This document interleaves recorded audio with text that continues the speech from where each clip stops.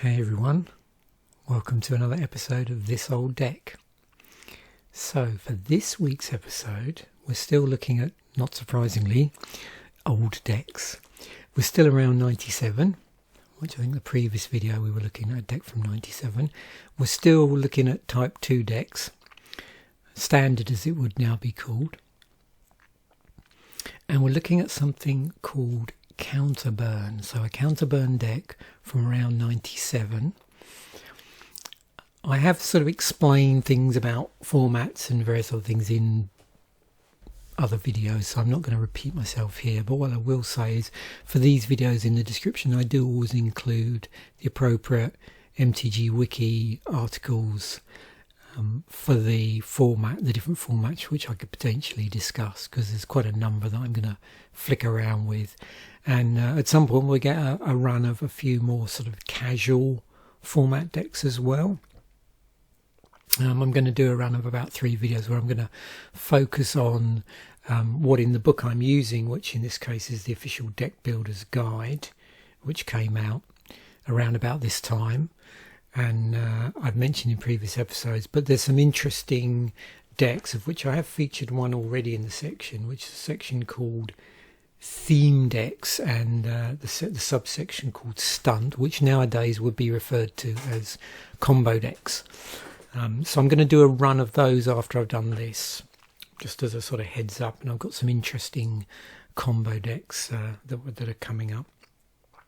So yeah, Counterburn. I've wanted to do blue-red for a little while now. It's an interesting combination of colours because you get the red direct damage component and you get the blue counter magic component, so they combine really nicely. And in a lot of versions of blue-red decks you'll often find they don't always run many creatures, which also means that if you're running board wipers like Nevereinal's Disc, they're a lot less likely to have an effect on your board because they're not blowing up creatures. However, of course, if you're running enchantments or artifacts, then it's going to blow those up as well. So in actual fact, you'll notice here the only artifact in this deck is the aforementioned card. We've just got 4 creatures, 2 Mana Wars, 2 Thundermares, and there's 2 copies of this enchantment, Ancestral Knowledge, but we'll go through the full deck in a moment. So yeah, so we have the option to have board wipe cards in here, as a defensive option. You'll also see that the creature cards that are in here in some way emulate or have something bolted onto them that is very non-creature spell like.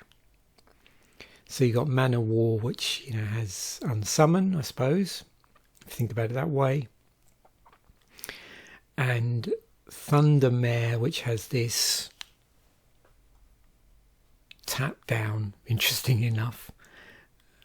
So you tap other creatures.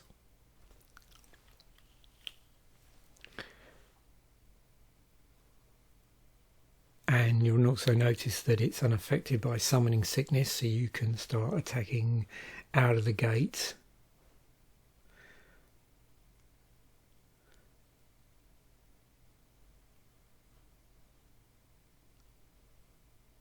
And they're suggesting, and I'm sort of looking here while I'm pausing, I'm looking at the blurb in the official Deckbuilders guide, which I'll include a link to this book if you've not watched previous episodes. A very interesting historical tome. Well, tome's probably the wrong word, but because the book's not, how many pages is it? 140 something, including indexes. But yeah, interesting historical narrative. Came out around 97, 98, and it's got here interesting combo with Mana War. It's talking about Thundermare. So cast the mare and hit your opponent for 5. The following turn, cast the Mana War, return the mare, and play it again. Oh, I see. Yeah. So of course you've got this ETB effect. Okay. This is what I like about these episodes, is you come up with these interesting combos in here, or synergies, where it's not necessarily the main. It's not a combo deck, but interesting synergies that you can apply maybe to other formats.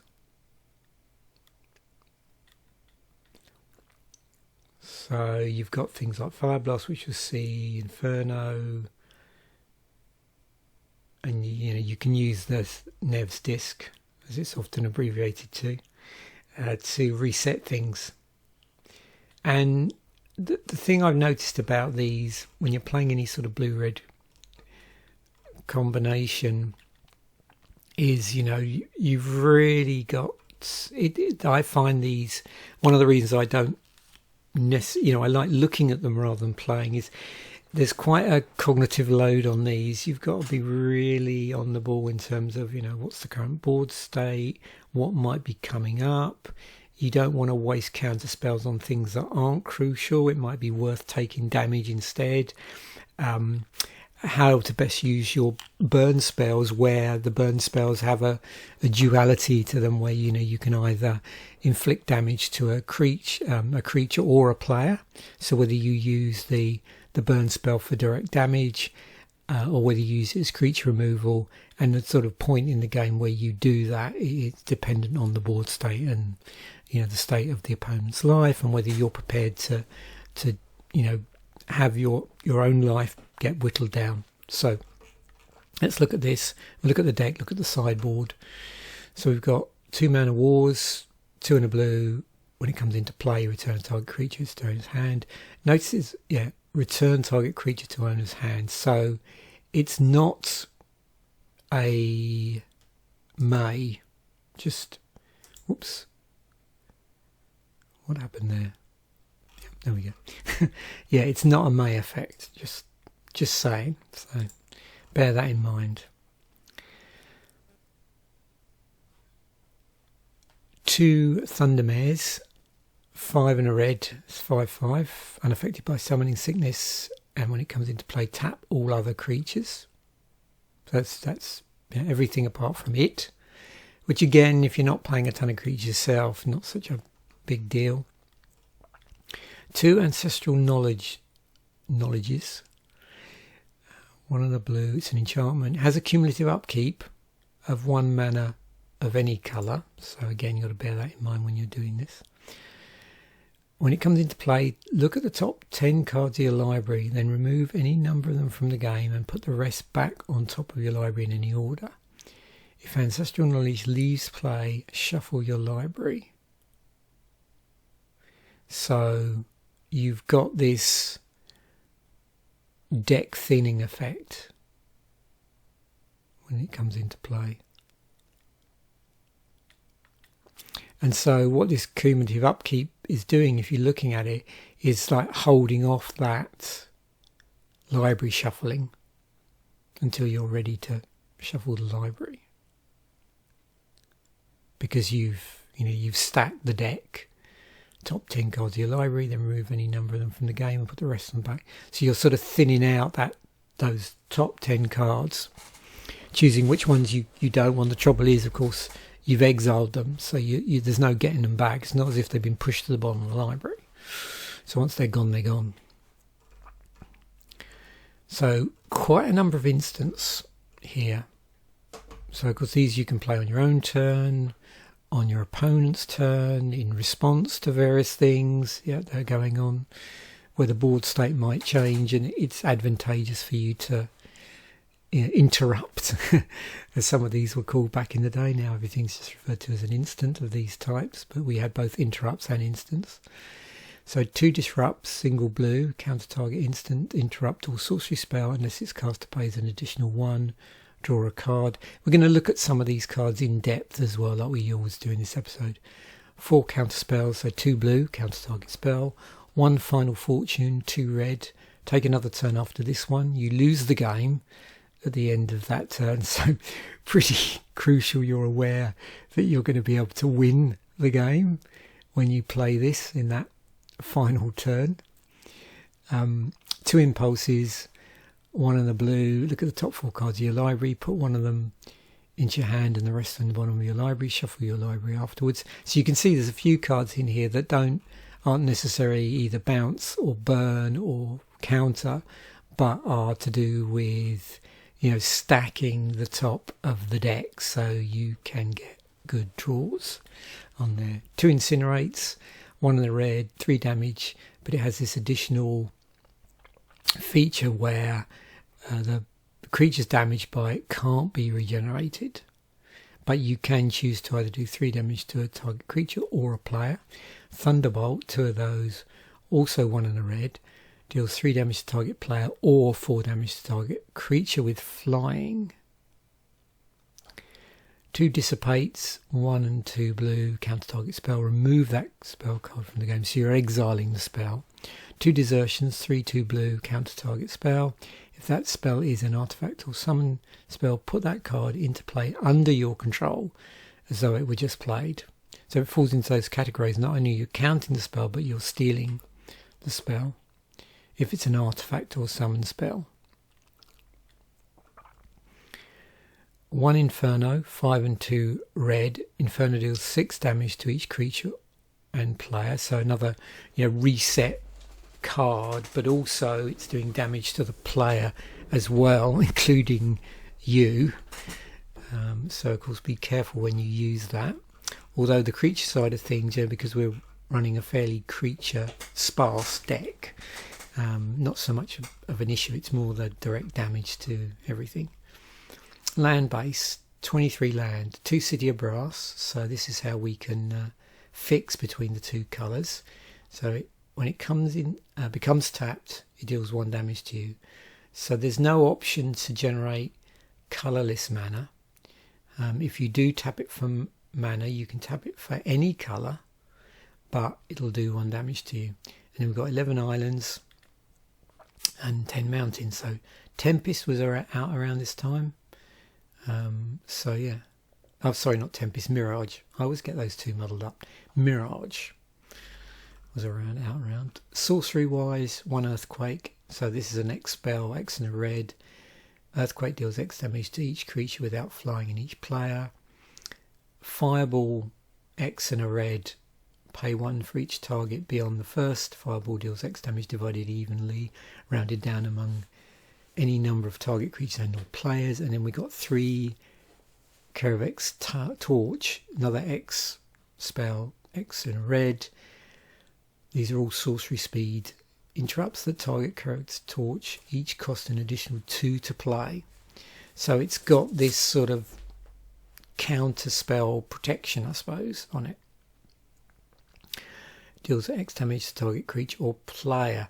Now also this will be interesting lead into a future deck, because I'm going to be looking at I think a deck which is a little bit more probably casual, maybe, called X Power, which specifically features quite a number of X and something spells. So that's coming up.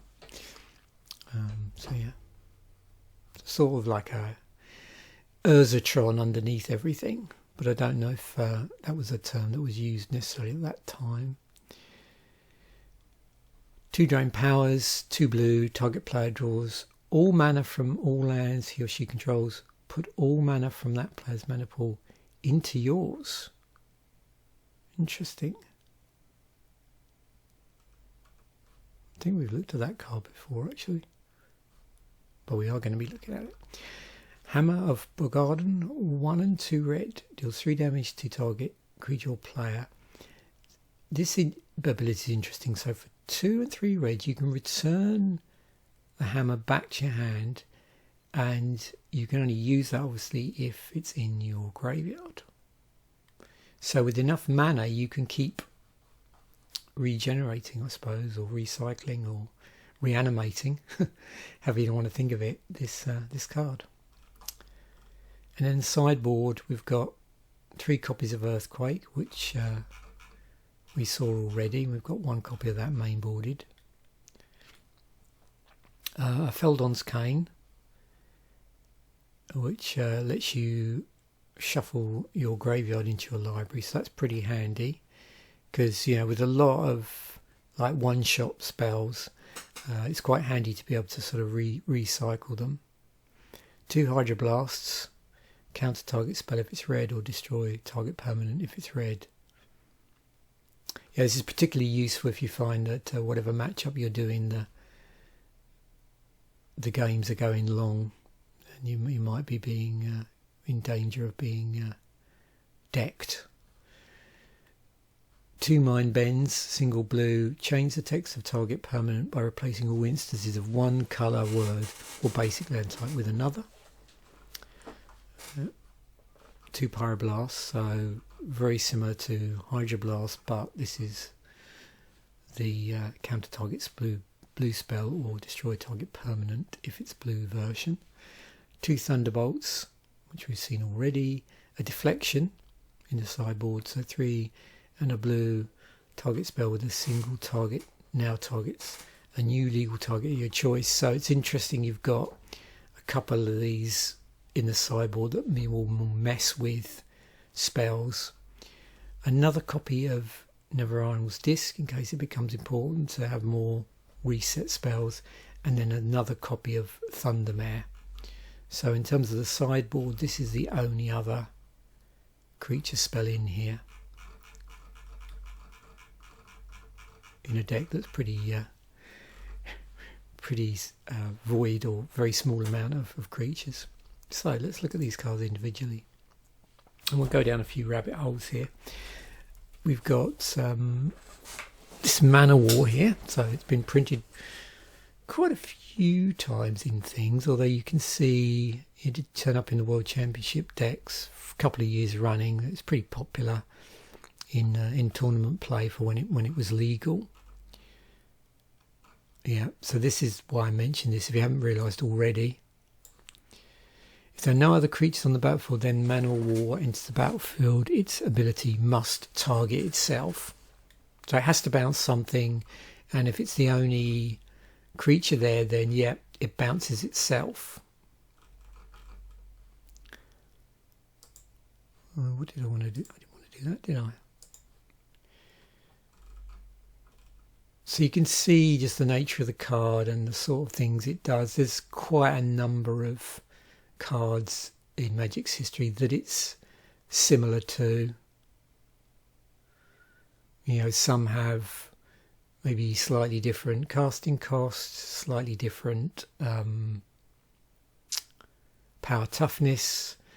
The ability might be slightly more things that you can do with it beyond the bouncing things. Might be different colour combinations possibly, or also completely different colour altogether.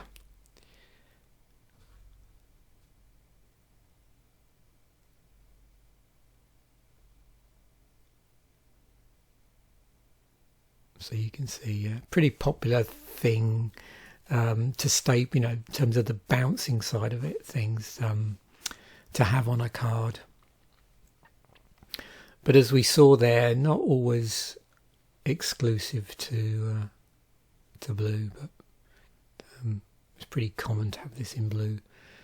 And then we've got Unsummoned. So yeah, you've got a 2/2 for 3 there, as opposed to a 2/2 for 2, but it does have Unsummon, which is a single blue on it. It's Unsummon effect.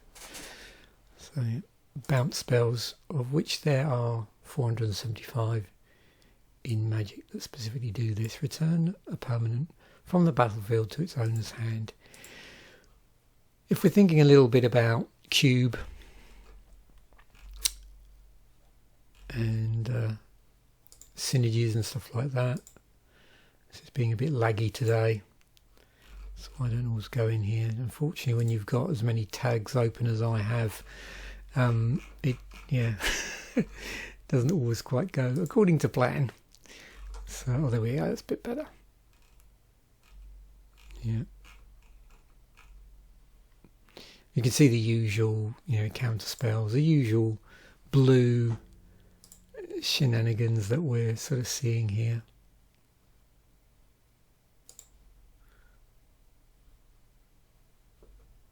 Yep, there's Miss Raven. Good old morphling.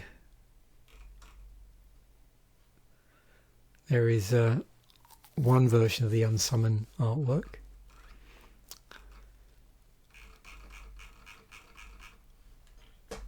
Yeah, without giving too much away, hopefully you'll find this as it's intended, but the 15 card series with the artwork one, which I really love doing and I know is really popular. Yeah, it's going to take a few interesting twists and turns for various reasons. It's going to be artwork, but yeah, look forward to some interesting, just different ways of doing that over the coming weeks when I do an episode. You know, I always go back to this idea of, you know, my favourite thing is really just looking at 15 cards like a booster pack worth of stuff, even if it's not, I'm not opening a pack. You know, these cards have ultimately come from a booster pack, but also doing slight variants of that. So I've got an interesting one that I'm sort of planning where it's going to be 30 cards, but it's tied in with a reason why I'm doing 30 cards, which if you've been watching some of my bonus episodes, you'll probably work out where the 30 cards come from. But I'm just looking at ways of, you know, still going through a certain amount of cards, but maybe spicing it up a little bit. So just looking at those different versions of cards made me think about something I've got planned with going through a particular binder. And by going through that, we're probably going to see lots of different variants of artwork over time. So yeah, I'm looking forward to that. I don't know if I have a copy of this or not. I really like the artwork on this. It's pretty interesting what happened in the 9th edition version as well. Like the same artwork, but just the way that seems to pop differently. And the foil one, yeah, I'll have to check it out when I get to... So I'm going back through my collection at the moment, revisiting it and doing that lovely thing where you sit down with a cup of tea and just reorganise things. And I'm sure I've got a few 9th edition cards actually. But anyway, we'll see. Yeah, I must have, because I opened some... what was it? How many packs? Was it 10 packs of sets from about 8th to somewhere around 10th-ish as a sort of retrospective set of videos. So, yeah. Anyway, I think this video might be a little bit rambly. EDH Rec. Yeah, you can sort of see by this what this is defaulting to, what I've been sort of playing around with a little bit. You know, I've been like ordering stuff by inclusion in EDH Rec, so that might be a little bit of a clue as to where a future artwork video may go. I'm just saying. I found it's a really good way of getting quite nostalgic cards to bubble up, even if you don't play a particular format. Oh, there's a Bolt. I do like the original artwork for that. Oh yeah, Volcanic Dragon. That's cool artwork, isn't it? You got Chain Lightning. Wow. This is nice artwork here.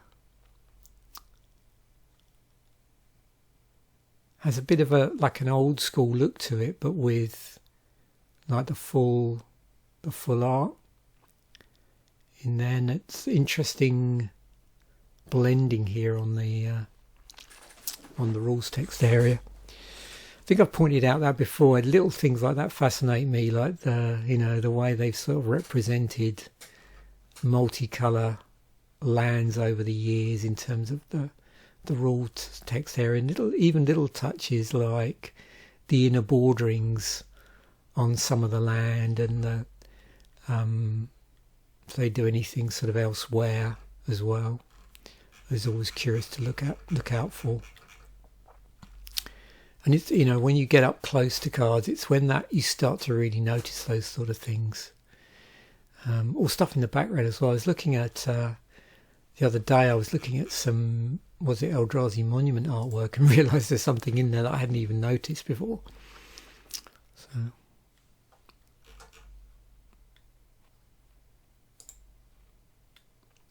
So what do we got? Yep. Referenced by Timbermare. So that's the green one. Tap a creature. Is that something we see a lot? 597. Yeah. Something I sort of associate, I suppose, with blue and white more than anything. Ancestral knowledge from Weatherlight. Okay, how does this tag up? Intervening if clause. What's this?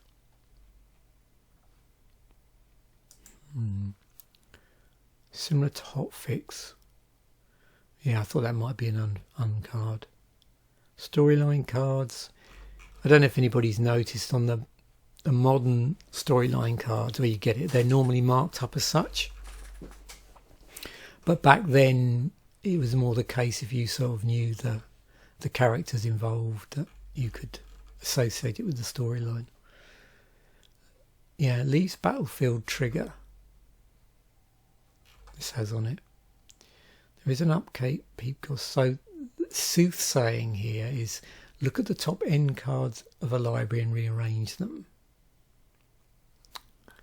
So this is a pretty cool ability, I think, generally, is to look at possibilities when you might be playing a deck where you do want top of the deck manipulation that also doesn't cause too much disruption and the chance that you might lose too much of the deck if it doesn't work to your advantage. So yeah, that's what I was trying to think of. Sensei's dividing top. Also, some of these cards can be incredibly really disrupt the flow of the game, unfortunately. I was also curious because I remember one of these charms that does 4, doesn't it? Spiral. This is some pretty interesting cards lurking around in Urza's. If you're looking for cards that sometimes people forget that are obscenely powerful for the time, then that's quite a good block to look for cards like that, because that was notorious for having overpowered cards. You got Portent. You got cards like this in green. Look at the top 3 cards of any player's library. You may opt to rearrange those 3 cards or shuffle the entire library. Another card that I sort of forget about. And the trouble with this, of course, is it's not been reprinted at all. So it's going to set you back quite a bit there. What's the... this is now targeted.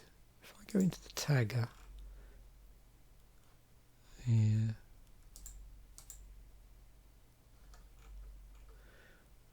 Upkeep, you may look at the top of... Okay, so is that a repeating version of that? You don't get to... Yeah, you don't get to look at an opponent's library. It's the only thing.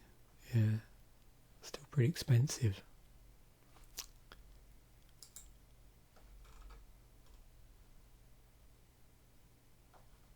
Orcish Librarian from Ice Age. Also a time-shifted card in Time Spiral. Cool. Anyway, I'll include links to all of these so you can go a lot further. I'm sort of having to dial back a little bit how deep a rabbit hole I go down, so I don't repeat myself or sort of spoil potential future episodes. This was interesting because it was printed in the Commander Arsenal.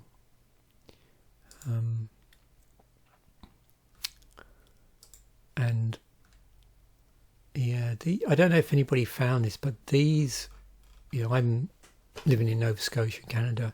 I think generally this was used, but this was a particularly difficult product to get hold of.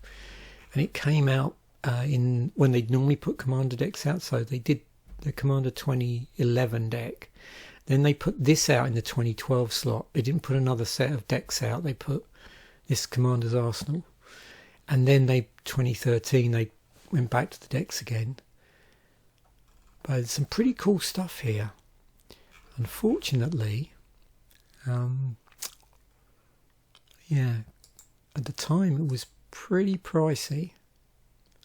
I think it was the first time I'd really come across this idea of where places that were selling it were actually raising the price way above the sort of recommended retail price. I think it was probably the first time I'd experienced it in a product. That's not to say it didn't happen before then, but personally that was my first experience. So I'm just seeing how this has still stood the test of time. Wow, there's still some pretty expensive stuff in here yet. Cheapest thing is the mimeoplasm, and some of these did then crop up in other decks, so it wasn't that they weren't either already available or reprinted, but it was just really nice. So we got things like Command's Tower was reprinted, but it was slightly different artwork. That looks pretty cool. How much is that? $27 dollars. I don't know if they've ever done that artwork again. Let's have a look. This more recent stuff I quite like, actually. Interesting design on that. That's pretty cool.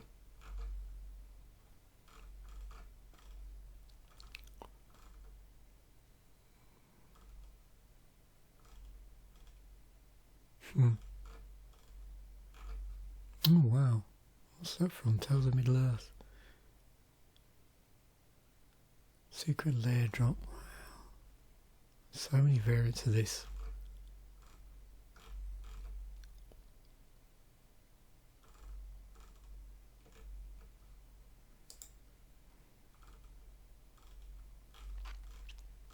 Not to say there's anything wrong with the original artwork, but that is cool. See, these are all... This is Magic Online, isn't it? Darn. So have they never... Oh, I like that.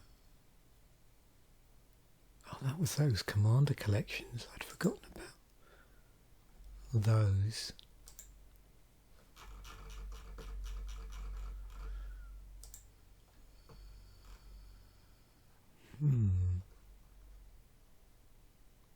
Anyway. Whew. Look at that. Wow. Big bucks. Okay. It's a little bit disheartening. Sometimes you go down these rabbit holes and you think, oh, darn, I don't know if I wish I'd gone down this. That looks nice. How much is that? I like that. Wow. Okay, that's not too egregious. Just start a commander deck there. Okay.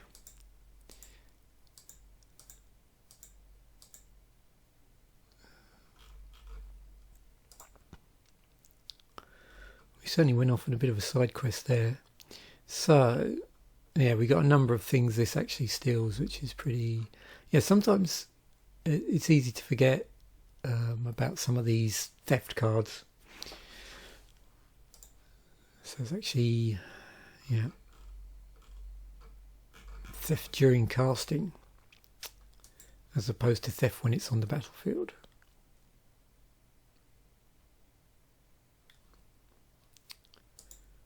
And there's a number of cards that individually, will target all the things that this spell is capable of targeting.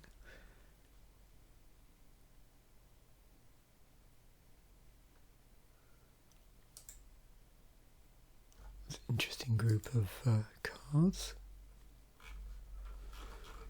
It's got it stapled to it.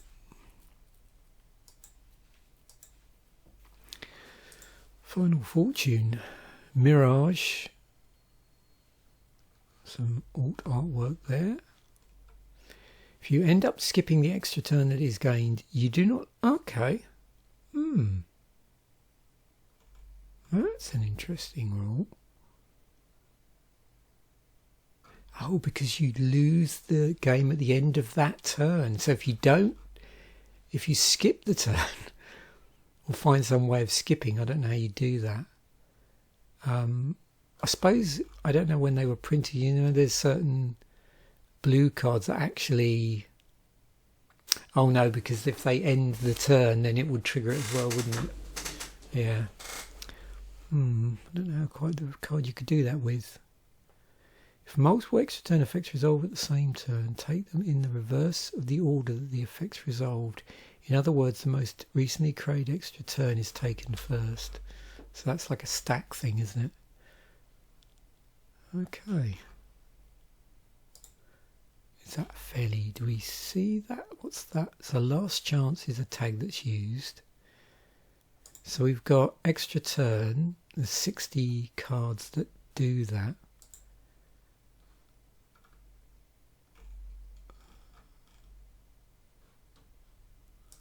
Some of these probably people recognise more than others. Now, last chance. Red cards that manipulate the turn cycle, then kill you. Okay. And there we have last chance.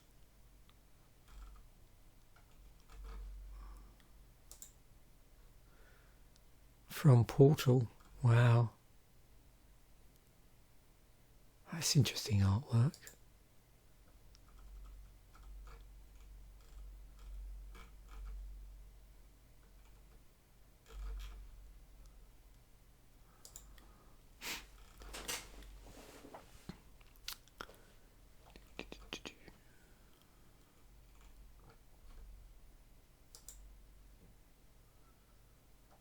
Okay.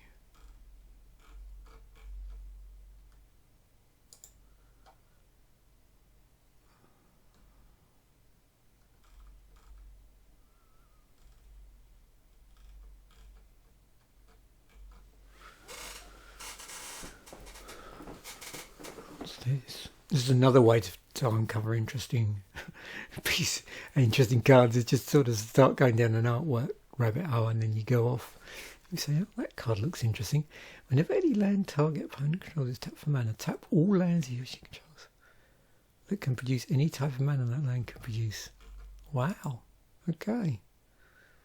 $18. Interesting.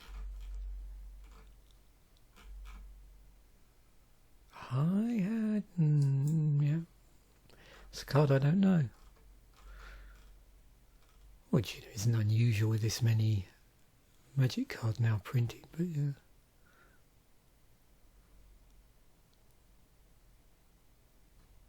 So 8 to cast.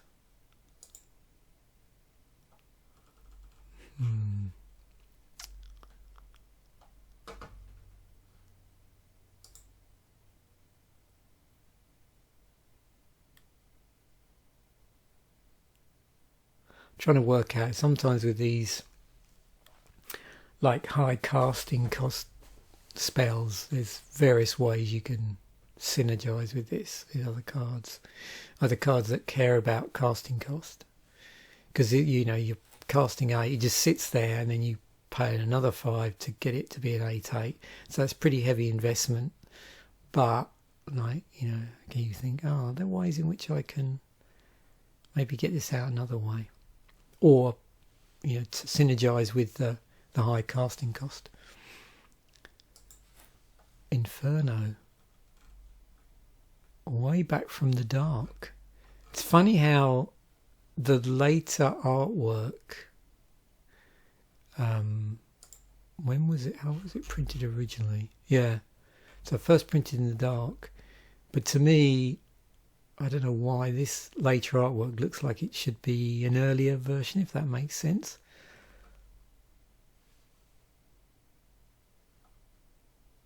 That's pretty cool.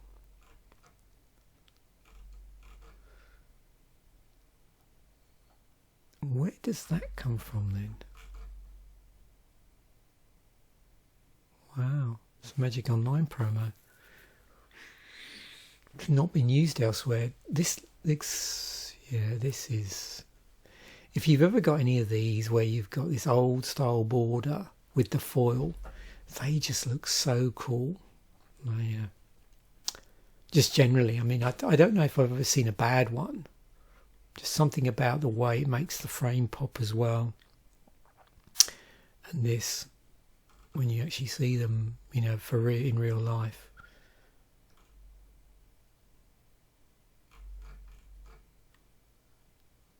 So both, I bet that's pretty cool in foil as well. Yeah, when I go through 8th edition, I should see if I've got any of those.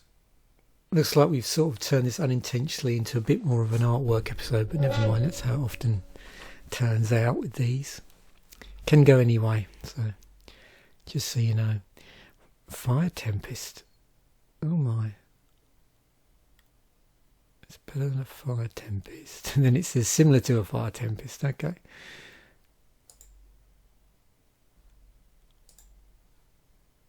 Portal that came from.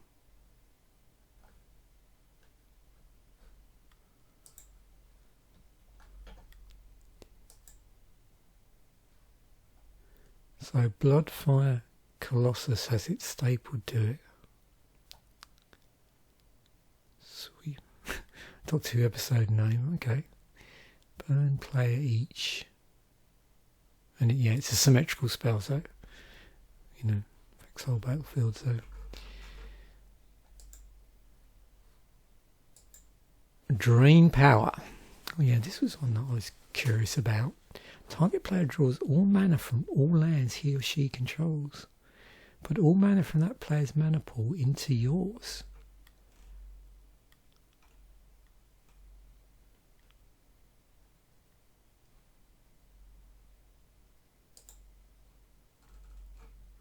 Theft of mana, right. 3 of those. So there's a different artwork version. We've got Piracy. Let's just see if we can do this. There we go. Pygmy Hippo.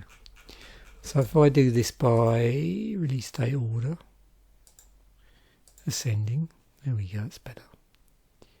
So limited edition alpha through to, where are we? Summer Magic, up as far as 4th edition. We have that artwork, and then it was carried over, hasn't been reprinted, so yeah, here is the other artwork from 5th.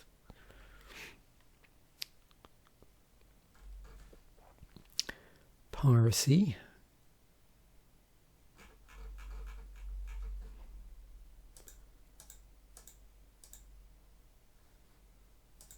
So how much is that? $2.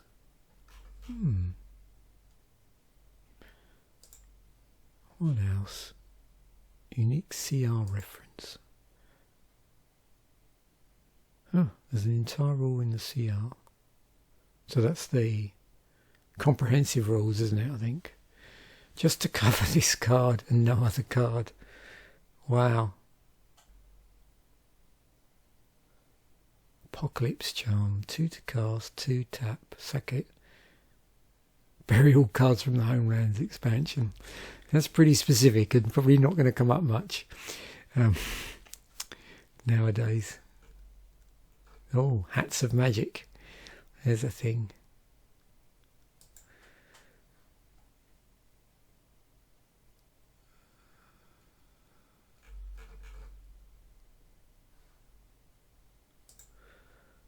Deflection. It's been reprinted a few times. Nice foil.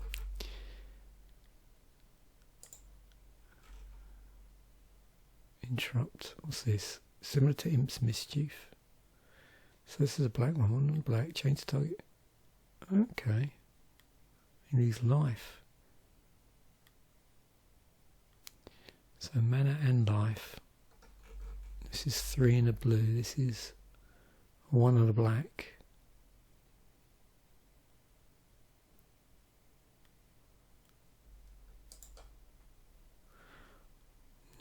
just so you're clear, if you've not seen episodes on this channel before where interrupts have come up.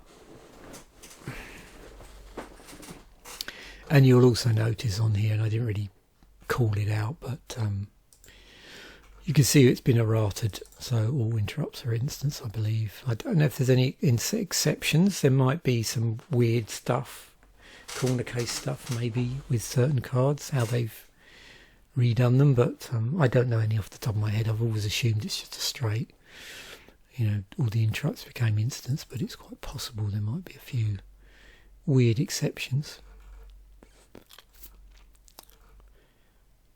Ice Age, if you want the black bordered version. I just think, as I mentioned, I just did whatever the most recent printing was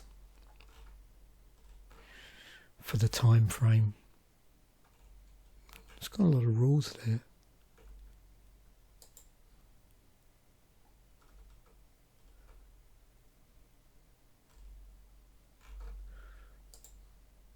Yeah, looks like I'm having one or two problems here, so.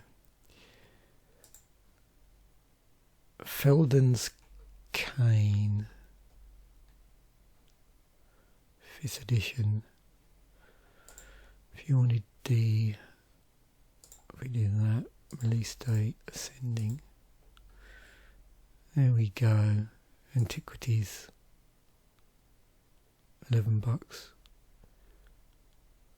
So it is a time spiral, time shifted card. So if you wanted a version of it in the original frame, yeah, that's a possibility. And black border as well, so yeah. Oh, it's a newer version, that's from Foundations. Wonder what they made them decide to print it in Foundations, because it's not necessarily something you'd, yeah. I wonder why they reprinted that.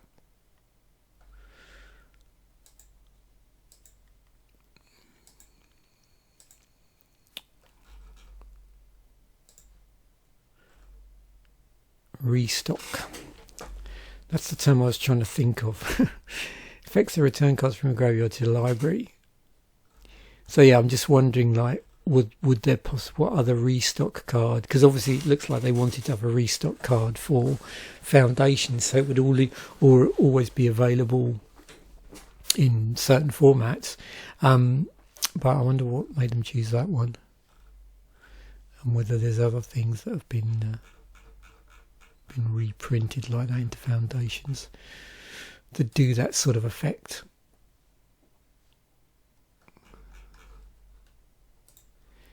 And then Mind Bend. It's been reprinted a few times in core sets.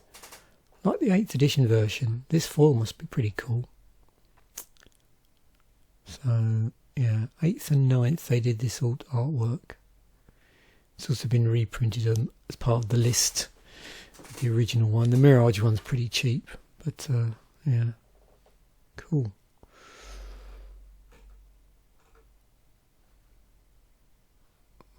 So, and an interesting bit of rules text there.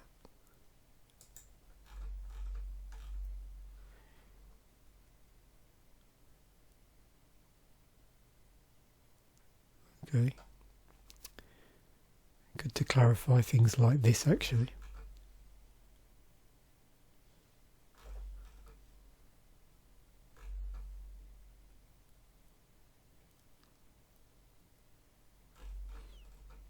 Because that's not referring to a basic land type.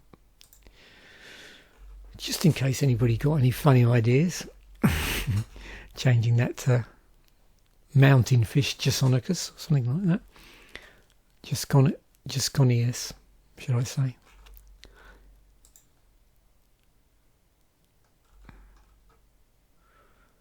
Untracked indefinite effect. We've come across these before. Effects that last forever but aren't tracked by anything. For these purposes, we're not counting ETB clones. Okay. Ooh. I like quite simple artwork like this as well. It's $20 for that card.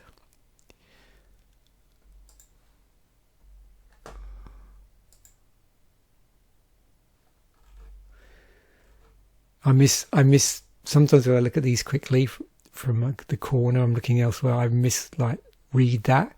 I thought it said Alcohol's Tomb. Oh, comes Weather Vane. Ashnod's Transmogrant. Oh, these ones, these Chimera. Okay, Lance. Oh, Lances. Okay.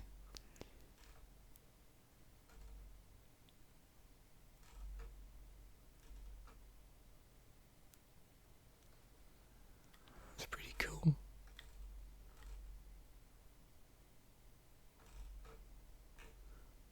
Oh, glyphs. Tend to forget about glyphs, actually.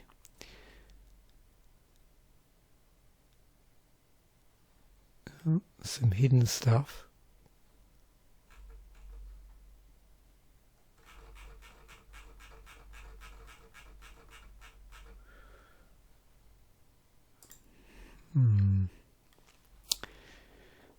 Yeah, land conversion. So there's a number of spells that will do that, which is super annoying.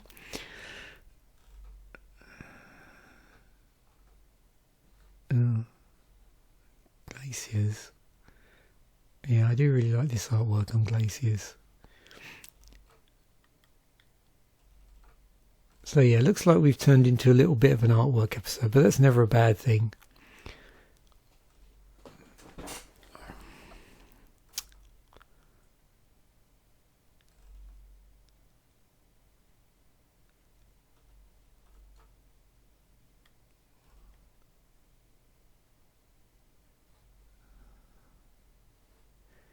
Oh yeah, there's Spreading Seas.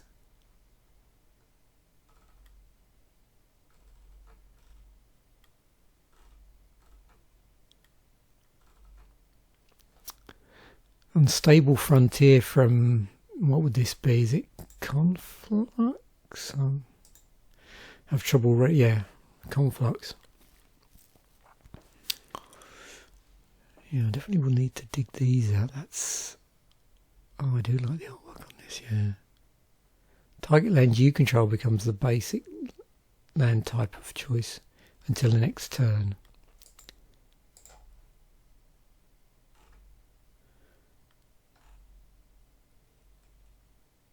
That's a quite different way of doing things.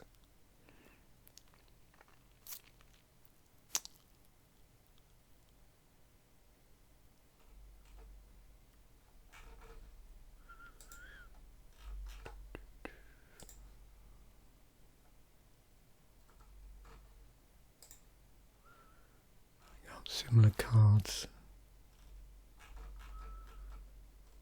I mean, it's not in a ton of decks.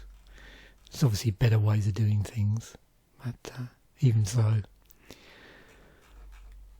I was drawn to cards like this just to have just an interesting way of doing something that can be done another way. So there we have it. That was a curious deck, wasn't it? Particularly if you're not sort of too familiar with it, the whole Counterburn setup. Nice artwork from Mirage as well. So yeah, I'll include all links to this so you can go down various other side quests and rabbit holes as you see fit. Thanks once again for watching. Bye for now, and I will catch you in a future episode.